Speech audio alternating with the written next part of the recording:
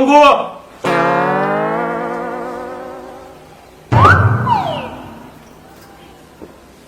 આ થોડું કે સુંદર લાય ને તરા.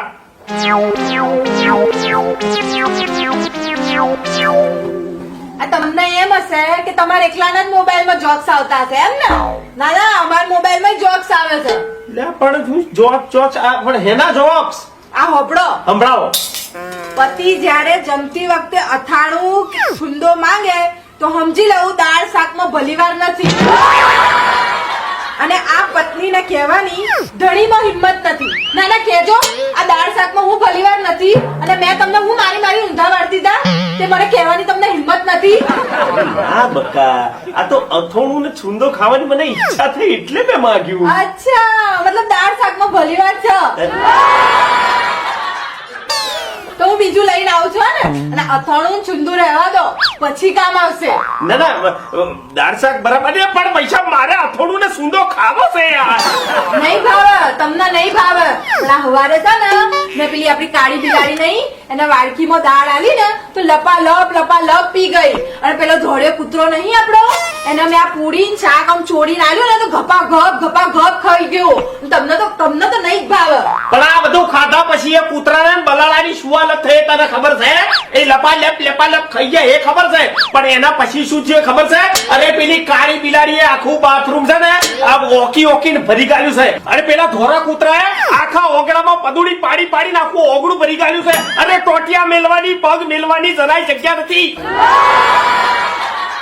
આ બહુ ચપડ કર્યા વગર સોની મને અથોણું ને સુંદો લઈ જા. તમને ગમે એટલું હારું ખવડાવીએ ને પણ તમને કદર નહીં. અને પોતાનામાં તો ભલીવાર નહીં. આ હારું નહીં, પેલું હારું નહીં, બીજાની ખોટો જ કાઢવી તમારે તો. હીરા, એ મારામાં હીરા ભલેવાર નહીં. બોલી પડી ભલેવાર એટલે બોલ તો ખરી. આ તમે કાલે પેલો ગેસનો બોટલ ફિટ કર્યો તો એનું કહેજો. હા, તે બેસ કર્યો તો ગેસનો બોટલ ફિટ. મેં ગેસનો બોટલ ફિટ કર્યો, પછી મેં તને સગડી ચાલુ કરીને બતાવી, ઉપર હરક થઈ હતી, એના ઉપર મેં ચા બનાવી, મેં પીધી, રકાબી તને પીવડાવી. આટલો તો સરસ ગેસ ફિટ કર્યો તો એમાં ભલેવાર હેનો નથી જ નતો. એના ઉપર છે ને મેં દાળ બાફવા મેલી હતી. હા, તે ઉભરાઈ જાય. પછી મેં દૂધ છે ને ગરમ કરવા મેલ્યું તું, તે ફાટી ગયું. પછી ભાત મેલ્યા હતા, કાચા રહી ગયા. સા ભલીવાર. પણ એમાં મારા ગેસના બોટલા ફિટ કરવા હાથે શું એનું કનેક્શન છે? અરે આ તારી દાળ ઉભરી ગઈ, તારું દૂધ ફાટી ગયું, આ તારો ભાત કાચો રહી ગયો, એના હાથે મારા ગેસના બોટલાનો શું મતલબ? અરે તારા ડોરા તું છે ને હરખી ઠેકવાના જગ્યાએ રાખ તો આ બધું ના થાય. બોલી પડી મારામાં ભલેવાર નહીં. અરે ભલેવાર તો તારામાં નહીં. ના કાઢો, મારી ભૂલો કાઢો.